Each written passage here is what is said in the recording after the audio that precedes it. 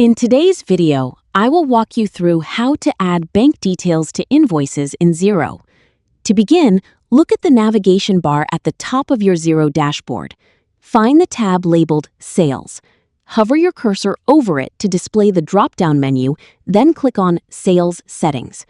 This section contains the settings used to customize different parts of your sales documents, including your invoices.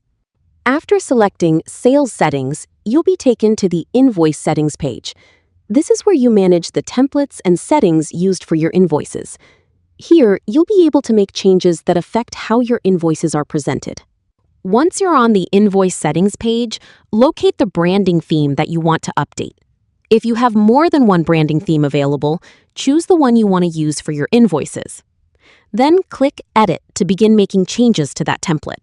When the branding theme opens, scroll through the available sections until you reach the area where you can edit the invoice layout and content. This is where you'll add the payment information that will appear on your invoices. Look for the field that allows you to enter payment details or payment instructions. Click inside that field and enter your bank details. Make sure the information you enter is complete and accurate, so it appears correctly on every invoice that uses this branding theme. After entering your bank details, take a moment to review everything you've added. Check that the information is entered correctly and that it appears in the appropriate section of the invoice template. If you need to make any changes, simply edit the text before saving.